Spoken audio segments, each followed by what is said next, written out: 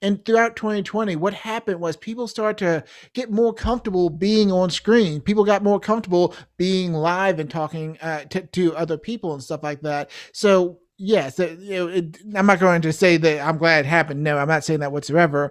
What I am saying is I'm glad that technology-wise, we had a cultural shift that allowed us to be more receptive to being on cameras. Welcome back to the WazaMedia podcast. My name is JR. I'm CEO of this marketing agency. If you haven't known already, WazaMedia is a digital marketing agency that focuses and believes in the power of storytelling. We show businesses and individuals how to communicate with laser focus in a media saturated world.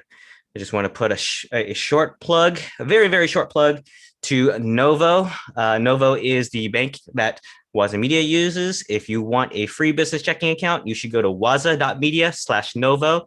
That's waza.media/NOVO. Without further ado, I'm going to bring in our guest today, Charles. It's great to have you on the show. Thank you for Well, being here. thanks for having me. I appreciate you having me on here. For our listening audience, Charles King is the owner, principal photographer, and videographer of C King Media. How many more titles do you need? How many more things do you Well, need? it has to be a little bit like that one show. I don't know if we can say names on here, but Game of Thrones. I have to have at least 20 different tiers of titles. The breaker of lenses, the carrier of bags, the sweater of suits. Charles King, how you doing? Definitely got to add all those in just to add it to your signature block. And Charles King serves the Washington D.C. area, the New York, New Jersey, and Virginia regions, pretty much the northeast coast. Is that right? In the northwest? No, my geography is off today. I apologize. Northwest coast of East. the United States, northwest east coast. So I apologize. I grew up in California. They say West Coast, best coast, and then I hear the other side is East Coast, beast coast. Is that the thing? I mean, I'm an East Coaster, so I definitely have mad respect for the East Side. East Side. We're going back to the '90s gangster rap. West side, east side, north, south, south side. I know the hand signals, but I will not display them at Yes, this I'm time. gonna do that. 2021. I did move out to the East Coast in the start of my career. I think it was 2008. I moved out, and I haven't really lived in California since. So I'd like to say I'm a transplanted East Coaster. I hope the East Coast has adopted me because for most of my adult life, I think almost half my life now, I live on the East Coast. No, not there, not there yet. No, but not there yet. Maybe one day. But Yeah. I have no plans to go to the West Coast as to live there. I'm loving the DC area since I moved back in 2018. It's been great. It's been great. I do like it. It's a nice place. You get all the weather and stuff like that. And for me, there's plenty of industries to always actively pursue. It's speaking of industries. That's a great segue, Charles. We're going to talk about incorporating live streaming for your business. So, but before we do that, as we do with every guest that we have on the WazaMedia podcast, because we believe in the power of storytelling, Charles, could you tell us a little bit about your story? Well, I grew up in the mountains of the Shenandoah Valley, Luray specifically, and I was out there for the majority of my life. Long before I even picked up a camera, long before I even had my own business and stuff like that. And I had a little bit of a marketing background from some of the companies I worked for out there. But once I started getting into the photo and video world, that's where things really started to pick up for me. That's where I really started to find that both creative and emotional home, where it's just like you start just to enjoy the things that you did at a higher level. And as many people who might be familiar with the area might already assume, there's not the most things you can do with a camera out there in the Shenandoah Valley. We're talking about, rural Virginia, the mountains and stuff like that. Yeah, if you're a wedding photographer, you can do weddings out there during one season. But while I have definitely served my time in the wedding industry, I have always enjoyed the business to business, the commercial, those style of shoots. And so I've always been the type of person where I would travel to wherever it was I wanted to work. So when I was early in my career, I would often go to New York and to Long Island, where I found photographers and studios who I looked up to at the industries, and somehow I was able to network with them and even befriend them, and eventually started hiring me. The only thing was they were far away, so instead of me saying that's too far or whatever, I would just take those jobs, not just to take anything, but because I realized if I was cutting my chops, that's a really old school thing to say. If I is it carving my teeth, I'd like to carve it in some of the most dense, intense areas that I could. So, like back in the wedding game, I carved my teeth in Long Island and New Jersey. If you can do weddings out there, you can do them anywhere. And so, I kept on doing that. And even once I started to get my own voice, my own brand and stuff like that, I still was everywhere from Northern Virginia, DC to New York and stuff like that because I wanted to be in all these markets and I didn't want to give any of them away. And so flash forward a few years, I just got more and more into what I was doing. I was still commuting, still putting in a lot of miles on my car because most of these trips I would be driving. I'm talking 60 to 70K plus a year miles just to stay up with all this stuff. And last year I decided to save a little bit of mileage and I moved to Fairfax. So throughout that big, I don't know if we're going to say the word, that big thing that happened in 2020. I moved closer to DC, and I've been focusing more on my DC. They call it the DMV, Washington DC, Northern Virginia, and Maryland area. I've been focusing on that work and haven't been doing as much up north. But that's my story. Welcome to the Fairfax County because we happen to be neighbors in the same county. So that Oh, is okay. So we're neighbors. pretty We still haven't awesome. even met each other. Got it. We blame the big thing that happened in the last year. So Yes, yes. We don't want to call it anything because suppression and and you mentioned New York, and that was the last time I saw you in person, which was about 5 years ago. It was correct me if I'm wrong. Was it Photo Expo? I forget the name of. photo That's how plus long it's been. PPN. Yes, Photo that's dis- how yeah. Pro Photo Plus PPS PPP There's a lot of names that conference goes by, but I just call it Photo Plus. Photo Plus, and that was the last time I saw you in person. You And got a glimpse. now, It's like, now whoa, we're neighbors. right? Now we're neighbors. So this is cool. This is Oh, cool. awesome. Howdy, neighbor. Howdy, Some neighbor. people say I have a And little bit of a southern drawl sometimes. I used to say dude a lot, and I got rid of that as I I'm like a started dude person. working in the world. But I never lived near the beach. Hmm. So when everyone thinks of California, they always think about, oh, you live near the beach, LA or San Francisco. No, no, Hmm. not so much. I lived in a not really a rural area. It now has about I think almost 600,000 people, over half a mil in Fresno, California. That's where Oh I wow. grew up. As Toyota in a commercial years ago said, it was Fresno is on the way to something better, and then they Mhm. panned into the Yosemite Mountains, and then it didn't do so well for the reputation and branding. Sidebar, didn't do well for the branding of Fresno, and so the mayor actually petitioned against Toyota to remove the ad because it was putting Fresno in a bad light. So that is where I got away from. No worries. No worries. And so for to get back on track, we're talking today about live streaming. Yeah. And in the past year, everyone's been at home, everyone's been communicating and looking for new ways and to bring how to connect. We have all these tools. We have social media. We've got telephones. I don't know if I use a telephone for actually talking anymore. I use it for texting most of the time. But our smartphones and these apps and these social media apps are are generating new ways for us to communicate. I know on this podcast I talk a lot about the audio space when it comes to Clubhouse, Green Room. We've talked about those things, but we're gonna do a shift from the audio sphere, the audio side of things, to more the video side. And Charles, what is your take about live streaming in a 2021 world?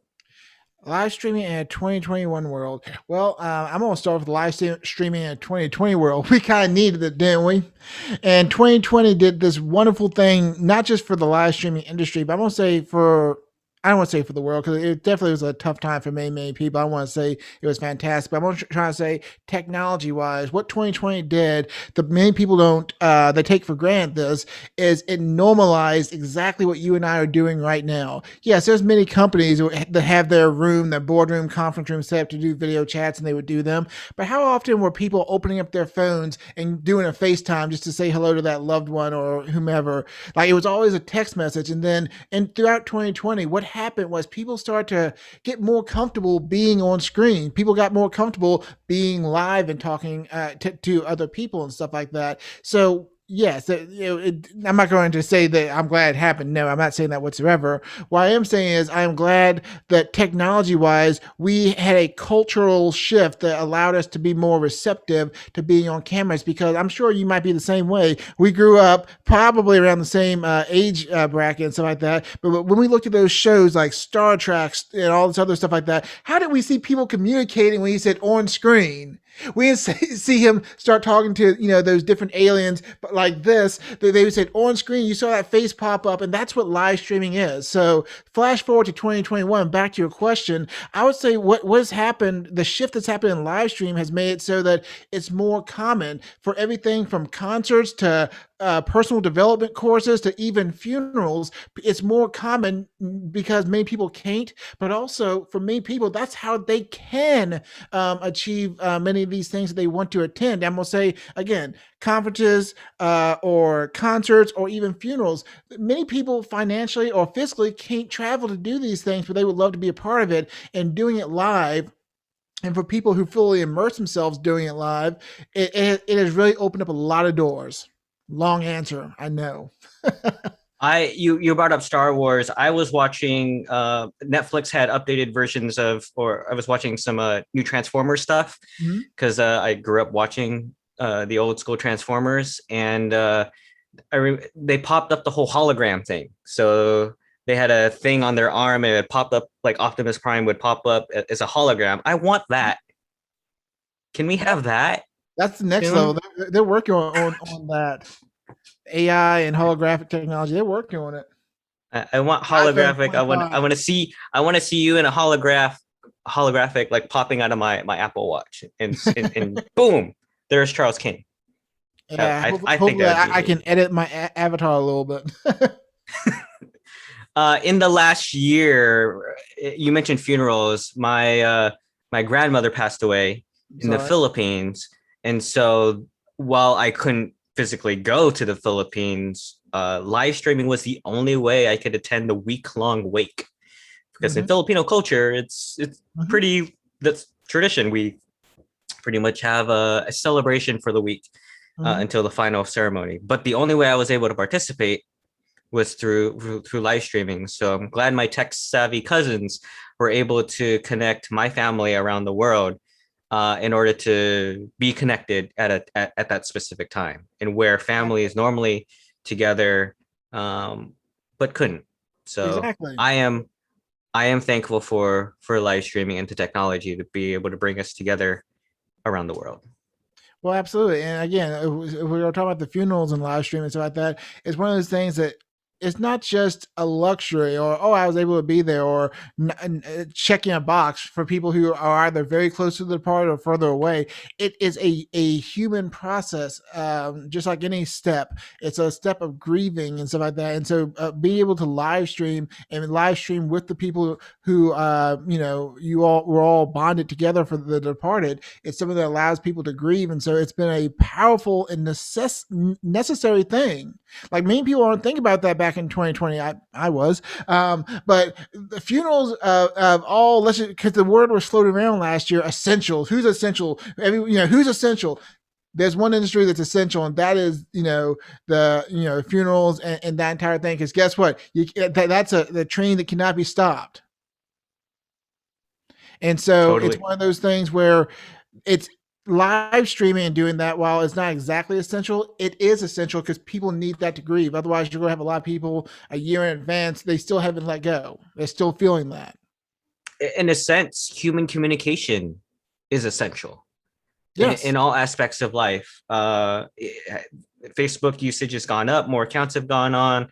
Netflix and binging has been more common. And now with Netflix, there's a way to interact with other people. You can have watch together. That's a new Yep. feature that they put out. So human interaction is an essential need, Mhm. and that sense of belonging and such. So in a way, I totally agree with you. Um, Charles, I want to pivot to what you've done with your business in the last year when it comes to live streaming. Can you tell me a little bit more about some of the services that you provide now when it comes to live streaming, and how you've been able to provide that in different niches and different industries? Okay. And I'm glad that you're focusing me on just live streaming. I'm like, how's my business evolved in a year? How much time do I have? But live streaming, absolutely. So I've gone from in over a year now, let's just call it a year or whatever, gone from where I've done live streams. I've done them both for with bigger crews because in addition to my own studio, I also contract out for bigger, much bigger productions and stuff like that. But I've gone from doing some, knowing some to where it's like, okay, I have my own portable go-to systems I use in a number of different ways, and that has allowed me to work in industries where we are doing both full-blown conferences where we are the main hub of everything, to where we are literally a satellite speaker. So we're part of a bigger team, like the crazy technical zooms that makes you just your head explode when you try to figure out exactly who's doing what in waiting rooms and green rooms and all sorts of stuff like that. Where literally I'm sitting there with just one person in a chair for one part of the day. Like we set for 4 hours of full lighting, full everything like that. We've also done funerals, we've done weddings, we've done a lot of contractor weddings for other studios because many of them, I like to call them, are smart and they realize that, hey, it's probably easier for me just to hire a live stream contractor than to try to figure this out myself. And then we've even done things where people coaches and brands, they just want to do live streams at their best. Oh, and I almost forgot one of my favorite live streams that we did and did a lot of them last year are concerts, because we couldn't have people in attendance. But some of these musicians, number one, just for revenue, but also just to keep creativity alive, we did live streams for concerts and virtual events. My favorite part was when I was following you on IG. You're doing live stream stuff. Some of my favorite stuff that you did live streams for was Bobby's McKee's dueling piano bar. And Mm-hmm. for our audience, you don't know, they're, correct me if I'm, they're in the National Harbor area in Maryland. Is that correct? Absolutely, yeah. Bobby McKee's at the National Harbor, right on Fleet Street. So So they're my one of the my wife locations. my wife and I love dueling piano bars, and so when Mhm. I found out you were doing stuff, we started tuning in, and so I gotta thank you for getting that gig so we can Well, watch and my pleasure. I'm happy you enjoy, but I mean, they're a perfect example of a business where it's like even before I came in and put the bright idea, like they saw that the need, like when they started, they were doing the best they could, which was going live on Facebook or whatever. Seriously, it was a laptop on a big huge ladder with the webcam pointed towards the stage, and they were doing the best they could. And then I personally loved the industry, so I stepped in there and we made a beautiful relationship from there. But yeah, like that need, even without somebody trying to pitch it to them, was there.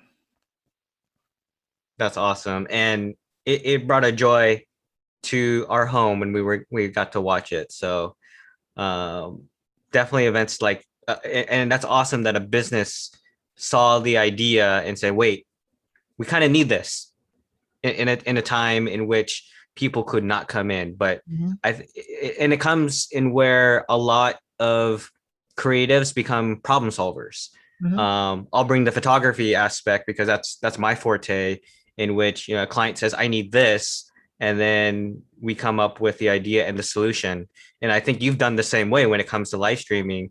Uh, Bobby McKee's needed an audience, and you helped connect them with technology in a Exactly. way that was still safe, and it was still able to connect with people not only in the DMV area, but because you're broadcasting it through the internet, they pretty much have an international audience now, right? Well, exactly. They right now they from for being their comments and stuff like that. I'm allowed to share this stuff with you because I do a lot more work with them now. But like in the comments, they now have an audience that they would not have had were it not for them going live and stuff like that through the year. They have an audience that literally, if they go live, they jump on there like, it was breaking news, because like, oh my gosh, this is going, because they don't do it on the regular basis. And these people, when they feel safe or they feel up to it, they are going to travel here. Like there's actually one of the players there who lives out in the Midwest.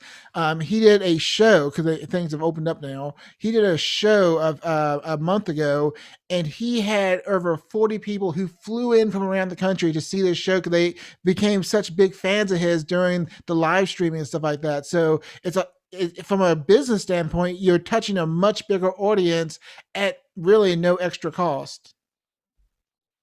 That's awesome. It's like a gateway, almost like a Yeah. gateway drug, but a gateway market to the international world, which is great. Um, Now we talked about one business being able to leverage live streaming. Are there some things that when you work with businesses and you try to pitch live streaming as a solution, what are some things that you talk to them about before that a business would consider that you would help a business consider, hey, I need that because you helped Bobby McKee's dueling piano bar. I see what you did there.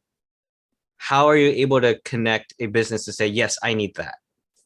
Well, trying to focus it just on live streaming. In most cases, a business is already coming to me because they know what they need. But if I was to, let's call it a cold call or a business to figure out, hey, they should go live or something like that, I would probably say look at something that might have some measure of a performing art that they can go live with. So hear me out when I say that. So I deal with a lot of theater companies and stuff like that. And one thing that they can't just do and they don't want to do is just to go live for one of the performances unless it's a global pandemic and they can't have people in the audience and they need to keep revenue up. But like, let's say they're able to have people in the audience and stuff like that, they don't want to go live for the whole show because it doesn't have the impact. It diminishes the being in person thing. But what they can go live would be is if they did like a small cabaret style concert or something like that. And that's the type of thing, if I was only doing live streams, so I would have to pitch to somebody. I was like, hey, I know that you're doing this show for insert name of show. You probably don't want to go live and show all the set pieces and everything else, but what about if we set things up in outdoors or in like more of a solid background stage or something like that, and they sang some of their favorite just songs from it?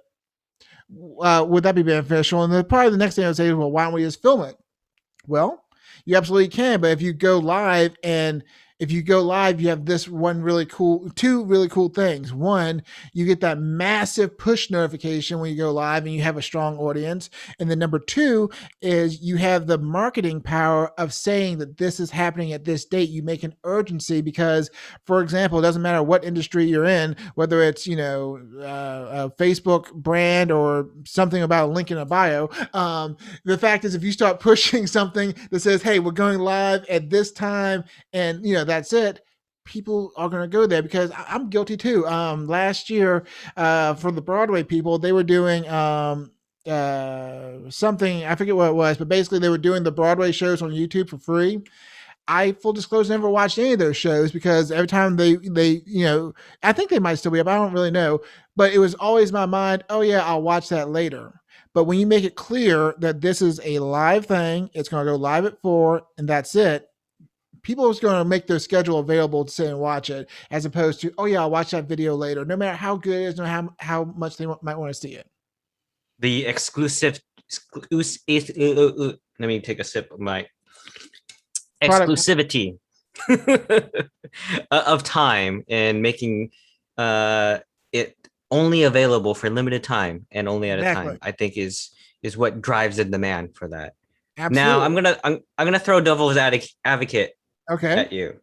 So someone comes up and says, live streaming is great, but there's too many risks involved with it. Something goes down with the connection, something goes wrong with the performance. What do you do to assure clients that you have a plan to make sure that the live stream goes well? So are you asking me as a client hiring me, or are you asking me as a person who is live streaming? Ooh, good point, because we have two different audiences when you brought that up. So I will go with the former, which is as the client coming to you and saying, what are the potential risks? I see a potential risk for connectivity and Mhm. also with the programming. What do you say or have as part of the plan to mitigate Okay. some of those concerns? So if you were the client asking me and expressing those concerns, I would say they're great concerns.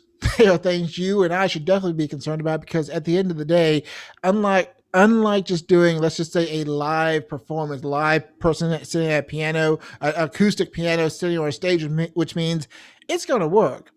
The microphone, the lights, all those other things may not work, but that person sitting at the piano, it's going to work. When it comes to live streaming, you are at the mercy of literally everything. And I know this isn't something that would, is going to make you feel better or sleep better. It might make you have nightmares at night. But at the end of the day, all you can do is try to prepare and have contingency plans as well as experience knowing your equipment to know what to do. Because I say this all the time, there will always be a gremlin that will occasionally pop up. There will always be some small piece of connection or dongle or something like that that might need to be swapped out at the last second. And there will always be, bless the client's heart, and I would tell this to them to it. There will always be that one potential manager who hasn't talked to us at all, who's going to approach me 5 minutes before the stream starts and asking us if we can put this extra title on there that we weren't ready for. And the only way you can handle that is just to know your equipment, have backup plans. And again, have I mentioned know your equipment? Because when it happens, it's just about being calm and trying to figure out what to do when it happens. But you're at the mercy of literally everything, more so than any other part of doing photo or video. It's not just about the camera going down, or it's like the camera could, the tech could mess up, the performer could do something, Verizon wireless, power grids. Like there are so many things, especially if you're doing live streams when it's major events or major events are around your event. So, for example, we both live in the DMV area. As you well know, we had a number of, let's just call them protests over the last year. If you were doing a live stream anywhere near when one of those protests were happening, you're going to have a problem because that whole data signal that you might be hardwired into, it's getting drained by 20,000 people outside. And you just have to be, ready for what can be done, which in that case, it's nothing. You can be hardwired. And what I use is a device called a cellular bonder, which allows me to pull from multiple different sources. So in my current setup, I pull from AT&T and T-Mobile, and then I also normally, whenever I can, will hardwire plug in there. So I have three different signals to try to give me reliability in case one of them was lacking. But at the end of the day, you're at the mercy of everything around you. And Murphy happens in threes, so you've got multiple backups. So Yes, that I think that's the big reassurance is that in the things that you can't control, there are things you can control, and it's not just only with live streaming; it's pretty much with everything. exactly. But that's why I think clients come to you because you have a full fledged plan and a backup plan, multiple backup plans, because Yeah. you've done this more than once. Well, exactly. And so, like, even in what I call my portable system, I literally have a complete backup switcher unit altogether. So, in case that thing were to overheat or just mess up, whatever, I have another backup that's ready to go that has been already tested that it works. It's not like it's a backup that's new in the box. I don't even know how to turn it on. No, I make sure that it works and stuff like that. And even when it comes to, again, that beautiful cellular bonder that I even have to pay a monthly subscription for, there's even an option I have where I can go from a hardwire from that to go straight into my switcher, and I just know that that's what I would do, just to make sure everything works. And then again, depending on where you're streaming to, in many cases we stream directly to YouTube because it's kind of one of the biggest companies in the world. So I'd rather use their infrastructure. At the end of the day, YouTube can crash, and then what will you do? True. Things we can control, things what we can't control, but we always have a plan. Yep. Charles, as we're starting to wrap up, before I give you some final thoughts and for you to do some plugs for people where people can find you, I want to ask you this selfish question: is where do you see the future of live streaming? Is it in the devices that we have that make it easier? Is it in the distribution for worldwide eyes on? Is it in glasses. Facebook is coming up with their own glasses, and now everyone's like going to be maybe streaming from their own spectacles or something like that. I had Google Glass years ago. It's now like a very expensive paperweight, so I'm disappointed. But Yeah. I wanna ask you about what your thoughts are in the future of live streaming. Well, my belief when it comes to the future of live stream is this. Many people have talked to me about how, well, now that, we're getting kind of out of the pandemic, hopefully we stay out. I know, whatever's going on. But, okay, that's slowing down. We're going to focus more on that. It's like, okay, I feel like you're leaving money at the table depending on what your industry is, because if even though you can open up your doors and have people sit down and stuff like that, you can still do virtual events, and there are still many people around the world who are immunocompromised, or just they don't want to go back out in the world just yet, and they want live streaming. So you just keeping your door closed to them, you're leaving money at the table, number one. So I think live streaming is not only here to stay, it will always be somewhat as a part of things. And it's just something that you can always do for added revenue at a different option. And then as for the future technology wise, I would say things to the nature of like a hive type of thing. So for example, since many people will probably go live on their phone, or even different glass and stuff like that, similar to how Tesla uses their camera network to literally chart out the entire highways of every single country. Every single car is literally a tool for Tesla to make their autonomous driving better. I would say live streaming is probably going to be the exact same thing. So if you have thousands of people at an event who are going live, there might be a way that some Facebook or YouTube or whatever might be able to use their live streaming stuff like that to put together more intuitive infrastructure for, let's say, certain live events.